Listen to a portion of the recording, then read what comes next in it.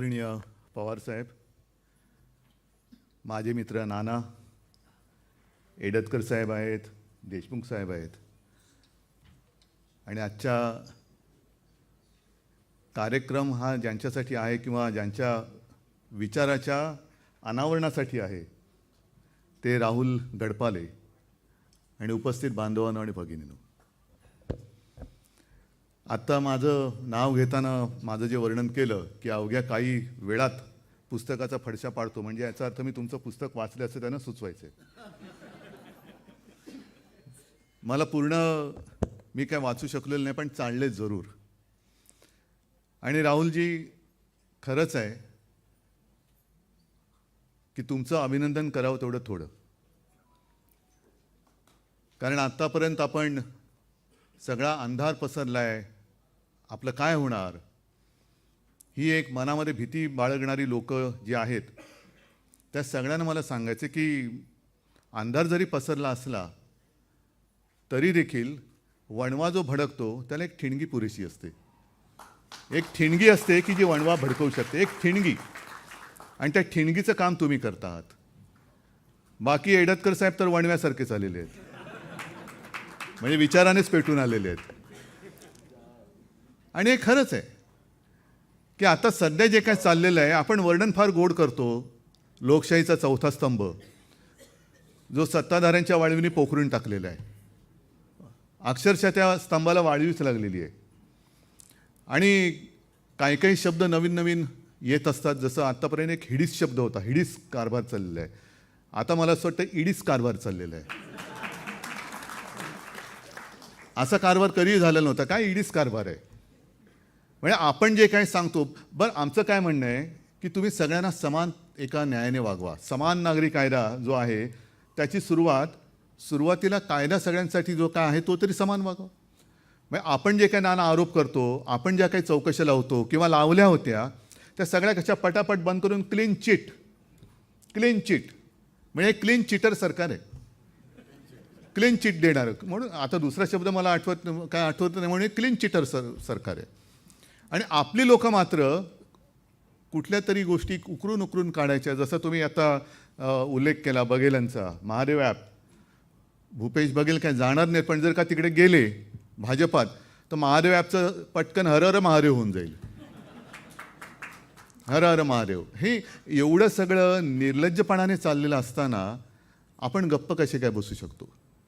आणि राहुलजी, तुम्ही जे लिहिलेलं आहे की का परवडत नाहीत प्रबोधनकार, तर त्याच्या आधी प्रबोधनकार कसे घडले आणि ते प्रबोधनकार का झाले हे समजून घेणं गरजेचं आहे. कारण प्रबोधनकार म्हणजे माझे आजोबा. आणि जर का जुन्या आठवणी सांगायला लागलो तर कदाचित तुम्हाला हसायला येईल, पण जर मी आता, कारण मला अमरावतीकर बरेचसे दिसत आहेत, मी जर का असं म्हटलं की भाई और बहनों, मेरा अमरावती से बहुत पुराना रिश्ता है, अरे ह्याच्यात हसण्यासारखं काय, ह्याच्यात हसण्यासारखं काय. अरे साधं वाक्य आहे हिंदीतलं, भाई और बहनों मेरा अमरावती से बहुत पुराना रिश्ता है. कारण माझी आजी ही अमरावतीतील परतवाड्याची, म्हणजे मी उगाच फेकाफेकी करणाऱ्यातला नाही, उगाचच जातो तिकडे सगळ्यांशी इतना करीबी रिश्ता आहे. नाही बाबा, जे रिश्ते आहेत ते आहेत, जे नाहीत ते नाहीत. आणि प्रबोधनकार जे घडले ते मला आजोबा म्हणून त्यांच्या सगळ्या आयुष्यातल्या घटना ते मला सांगत होते. म्हणजे आम्हाला नातवंडांना काय काय घडलं. मला आजोबांनी कधी राजाराणीची गोष्ट कधीच सांगितली नाही, पण त्यांच्या आयुष्यातल्या गोष्टी त्यांनी सांगितल्या. आणि मग लक्षात येतं प्रबोधनकार कसे घडले. लहानपणापासून जे काय बघत बघत ते मोठे झाले. बघतायत ना, पण माझं काय जात नाही, मग मी कशाला त्याच्यात पडू. जर का एखादा नदीचा प्रवाह वाहतो आहे, उडी मारली तर प्रवाहाबरोबर वाहत जाणारे प्रवाह पतित होणारे खूप असतात. पण अरे हा चुकीच्या दिशेने चालल्याने हा थांबवला पाहिजे प्रवाह, हा वळवला पाहिजे प्रवाह. आणि प्रबोधनकार व्हायचं असेल किंवा प्रबोधनकार जर परवडण्यायोग्य करायचे असतील तर आधी स्वतःला जसे प्रबोधनकार होते, निस्वार्थी, निस्पृह, निर्भेड, तसे असू तरच प्रबोधनकारांच्या गोष्टी करण्यात अर्थ आहे. नाहीतर हल्ली जो काही निर्लज्जाला निस्पृह कधी होता येत नाही, कधी निर्भीड होता येत नाही, तो निर्लज्जच असतो. म्हणजे दुसऱ्यांचे विचार चोरून, दुसऱ्यांचे, जसं मी सांगतो ना, आता शिवसेना प्रमुखांचा फोटो चोरून हे आपला पक्ष चालवत आहेत. ना विचार, ना नेता, ना काही दिशा, ना काही नाही. पण तो काळ जो होता तो काळ जर का प्रबोधनकार होते, शाहू फुले आंबेडकर हे सगळेच काय पाहिजे होतं आहे ना, हे का घडू शकलं? कारण प्रबोधनकारांना जिंकण्याची फिकीर नव्हती आणि हरण्याची भीती नव्हती. हरण्याचं काय हरणार आहे मी आणि जिंकायचं तरी काय आहे मला, पण मला जे काय चालले ते बघू शकत नाही मी, हे बदललं पाहिजे. जे तुम्ही जो हिंदुत्वाचा त्याच्यात उल्लेख केलेला आहे, हिंदुत्व आमचं हे असं आहे की ज्या वाईट रूढी परंपरा आहेत त्याचा त्याग करणं आणि ढोंगावरती लाथ, ढोंग बोलल्या नाही हल्ली अवतरण चिन्हामध्ये काय येईल सांगता येत नाही पटकन. तर ढोंगावरती लाथ हे प्रबोधनकारांचं ध्येय होतं की ढोंग आहे त्याला लाथ मार, मग तो कोणी असू दे. आणि म्हणून आज सुद्धा इतक्या वर्षांनी प्रबोधनकार हवेचे वाटतात पण पेलवत नाहीत. काय करायचं? छत्रपती शाहू महाराज छत्रपती होते, तरीसुद्धा त्यांनी तो एक जो काय वसा घेतला वारसा आणि तो चालवला जो अजूनही आपल्याला वंदनीय वाटतो. आंबेडकरांना काय जिंकायचं होतं? महात्मा फुले, त्यांनी काय महात्मा पदवी सरकारकडे मागितली होती, मला महात्मा बनवा, नाही पण केलं, काम होत गेलं, घडत गेलं आणि लोक ऐकत होती. म्हणजे आत्ताचा जो जमाना आहे, आधी आता ते सगळं मोबाईलवरतीच आलेलं आहे. म्हणजे असं जर का म्हटलं की शब्दामध्ये एक पूर्वी जसं मी हिडीस आणि इडीस सांगितलं, जसं पूर्वी बाईलवेडा एक शब्द होता, आता मोबाईल वेडा शब्द आलेला आहे की पटकन इथलं तिथे तिथलं इथे, आणि मग त्याच्या बातम्या होतात.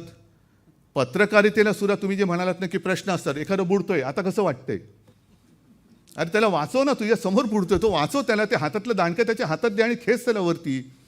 पण बुडताना दाखवणार हे असं नाही. मला उत्तरं पाहिजेत, पण ती कशासाठी पाहिजेत, कसली पाहिजेत, त्याच्या दिशेने आपले प्रश्न असले पाहिजेत. कारण नुसते प्रश्न हे असतातच. आणि तुम्ही जे राहुल दुसरं म्हणालात की तुम्ही बराच सगळा अभ्यास केला आणि ज्या क्षेत्रात अंतिमता रमला त्याचा अभ्यासच केला नव्हता, तसंच माझं आहे. मी सुद्धा फोटोग्राफी काय करत होतो, चित्र काढत होतो, व्यंगचित्र काढत होतो. मुख्यमंत्री कधी होईन कधीच वाटलं नव्हतं. त्याला जबाबदारी आहेत पवारसाहेब.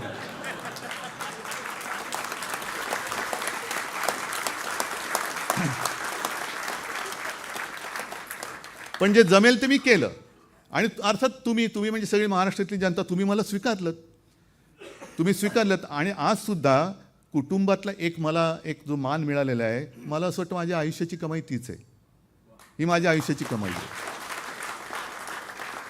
शेवटी आपण विरोध कशाला करतो? पत्रकारिता म्हणून सुद्धा मला नेहमी बाळासाहेब सांगायचे, परुळेकर होते नानासाहेब, त्यांची आणि त्यांची मैत्री होती बाळासाहेबांची. आणि काही वेळेला तेव्हा आम्ही लहान होतो सगळे, पण इतर पेपर आणि सकाळमधला फरक एक होता की इतर पेपरमध्ये मथळे बोल्ड टाईपचे मथळे असायचे आणि सकाळमध्ये मात्र छोट्या बातम्या असायच्या. मग कोणीतरी एकाने विचारलं परुळेकर साहेबांना की अहो आताचा जमाना बघा, तुम्ही तुमची पत्रकारिता घ्यायचं चालली, बाकीचे बघा कसं स्टॉलवरती ठसठशीत दिसतात, आपण सुद्धा बोल्ड हेडलाईन्स दिल्या पाहिजेत. म्हणजे काय त्याला म्हणतात, ब्रेकिंग न्यूज नाही, आवाज तसा येतो तो तसंच वाटतो तो. तर बोल्ड याच्यात ठसठशीत देऊया. तेवढे नाही, ह्या पेपरमधला आपण हे वृत्तपत्र हे वाचकांसाठी चालवतो आहोत आणि यातल्या प्रत्येक कॉलम सेंटीमीटरवरती वाचकाचा हक्क आहे.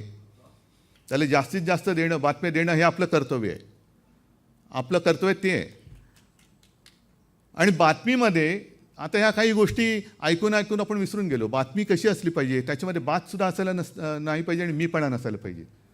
म्हणजे तुम्हाला जे काय लिहायचं आहे ते तुम्ही दुसऱ्याशी अग्रलेख लिहा, त्याच्यावरती जरूर लिहा. आणि टीका करताना सुद्धा नाना तुम्ही म्हणालात की बरोबर आहे, तुम्ही टीका जरूर करा, आमचं काही चुकलं जरूर टीका करा, पण टीका करणं आणि ओरबाडणं ह्याच्यामध्ये फरक आहे. ओरबाडून नुसतं रक्तबंबाळ करायचं आणि एखादं काम करायला पुढे चाललं असेल पण त्याला ओरबाडून असा रक्तबंबाळ करायचा की त्याच्याकडनं काहीच होणार नाही.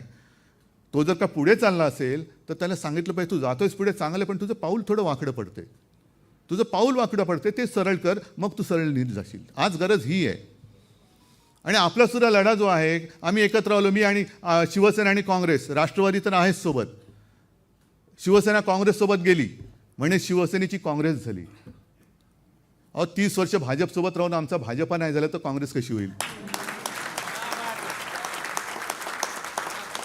झाली का आमची शिवसेनेची भाजपा झाली का? नाही झाली.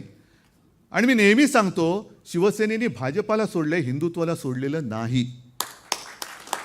हिंदुत्वाचं पेटंट भाजपने घेतलेलं नाही. आणि भाजप जे हिंदुत्व म्हणते ते हिंदुत्व मला मान्य नाही. भाजपचं हिंदुत्व मला मान्य नाही. कारण माणसाला माणसासारखं जगू देणं हे हिंदुत्व आहे. माणसाला माणूस म्हणून जगू देणं हे हिंदुत्व आहे. आणि म्हणून हे जे काही प्रश्न करायचे, तुम्ही माझी मुलाखत नाही घेत, पण काही तुम्ही जे उपस्थित केले त्याची उत्तर मी देऊन टाकतो. सगळ्याची नाही, एकाचंच देतो.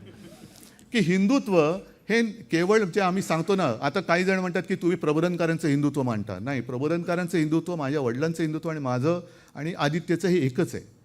ह्याच्यात कुठेही फरक कानामात्रेचा झालेला नाही. कारण मला देवळात घंटा बडवणारं हिंदू नको हे मूळ वाक्य माझं नाही, हे बाळासाहेबांचं वाक्य आहे. आम्हाला शेंडी जानवाचं हिंदुत्व मान्य नाही हे माझं वाक्य नाही, हे बाळासाहेबांचं वाक्य आहे. आणि हे जे काय बाळकडू जे त्यांना मिळालं ते प्रबोधनकारांकडनं, आणि प्रबोधनकारांना मिळालं ते त्यांच्या वाडवडिलांपासून मिळालं. म्हणजे आज जसं एक करोना काळामध्ये मी काय काम केलं, काय नाही, मला जे करता येणं शक्य होतं ते मी केलं. पण प्रबोधनकारांचे जे वडील होते, सीताराम, त्यांच्याबद्दल आणखीन किती जणांना माहिती आहे? माझ्या आजोबांबद्दल माहिती आहे, पण आजोबांच्या वडिलांबद्दल किती जणांना माहिती आहे? जशी ही करोनाची साथ आली तशी त्यावेळेला प्लेगची साथ आलेली. आणि प्लेगची साथ एवढी भयानक होती, म्हणजे असं ते लागला की गेला असंच म्हणायचे सगळे. आणि आत्ता जशी परिस्थिती होती, म्हणजे मला आठवते की करोनाची सुरुवात झाली आणि लॉकडाऊन जेव्हा जाहीर केला होता मोदीजींनी, आणि सगळा हाहाकार माजला, लोक रस्त्यावरती उतरले. मग मी त्यांना फोन केला की म्हटलं, प्रधानमंत्रीजी असा प्रॉब्लेम आहे, मला ज्या काही आवश्यक सेवा आहेत त्या सुरू ठेवाव्याच लागतील, आणि तसं मी आत्ता फेसबुक लाईव्हवरून जाहीर करतो आहे. तो लेणे अवश्य कर, पण एक लक्षात घे, तिकडे जिकडे आता करोना घुसला आहे, म्हणजे कुठे कुठे आला होता, फ्रान्स, इटली भेटली, इकडे रस्त्यावरती प्रेतं वाहून न्यायला लोक नाही आहेत. आणि तशीच परिस्थिती त्या काळामध्ये पनवेलसारख्या गावामध्ये प्लेगनी जे लोक निधन पावत होते त्यांची शवं वाहून नेण्यासाठी कोणी पुढे येत नव्हतं. तेव्हा माझ्या आजोबांचे वडील पुढे आले, त्यांची मित्रमंडळी पुढे आले, आणि ते करता करता करता त्यांनाही प्लेग झाला आणि त्याच्यात ते गेले. म्हणजे हा आमचा घराणेशाहीचा वारसा आहे, हा आमचा वारसा आहे. मी दसऱ्याच्या सभेत थोडंसं जे बोललो की घराणेशाहीबद्दल जे काय बोललं जातं, जरूर बोला. एडतकर साहेब, तुम्ही अत्यंत स्पष्ट, म्हणजे आमच्या भाषेतच तुम्ही बोललात, कोण देश सांभाळतोय. आणि माझं तेच म्हणणं आहे की आहे, मी घराणेशाहीतला आहेच ना, तर मी काय करू शकतो? नशीब तरी अजून निवडणूक आयोगाने उद्धव ठाकरे नाव त्याला नाही दिलं. नाही, सांगता येत नाही. कारण एक दिवस असं होईल की आजपासून तुझं नाव हे आणि त्याचं नाव उद्धव ठाकरे.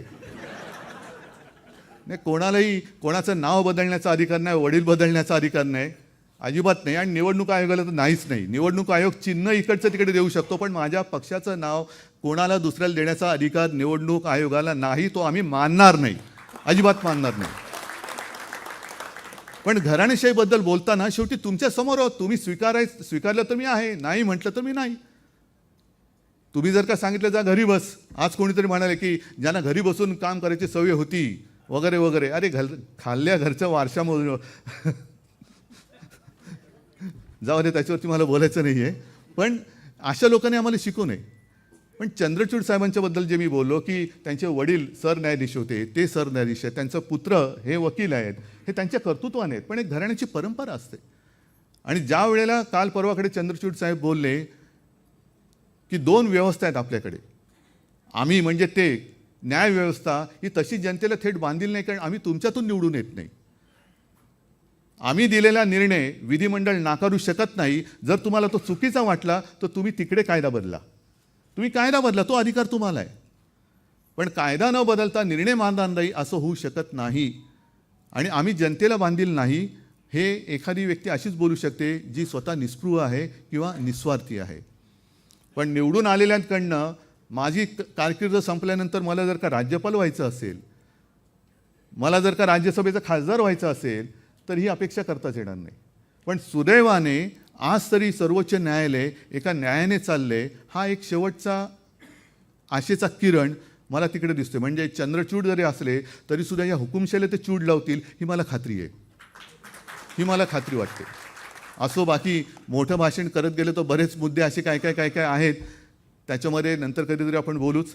पण राहुलजी, तुमची परंपरा, तुम्ही जी काय सगळी बैठक, तुम्ही बोलत ना बैठक, हल्ली बैठका असतात, पण पत्रकाराला मूळ बाकीच्या बैठकांपेक्षा वैचारिक बैठक महत्त्वाची असते. आणि ती वैचारिक बैठक ही तुमची फार चांगली आहे आणि त्या बैठकीमुळेच लोक तुम्ही उभी करण्याची ताकद तुमच्यामध्ये आहे. ती जी बैठक तुमच्याकडे आहे, विचाराची बैठक, त्या बैठकीमुळेच तुम्ही लोकांना उभं करू शकता आणि तसं तुम्ही ते कराल अशी मला खात्री आहे. तुम्हाला भावी काळासाठी मी शुभेच्छा देतो. धन्यवाद. जय हिंद, जय महाराष्ट्र. लोकशाही मराठी ऐका, पहा, जागरूक रहा.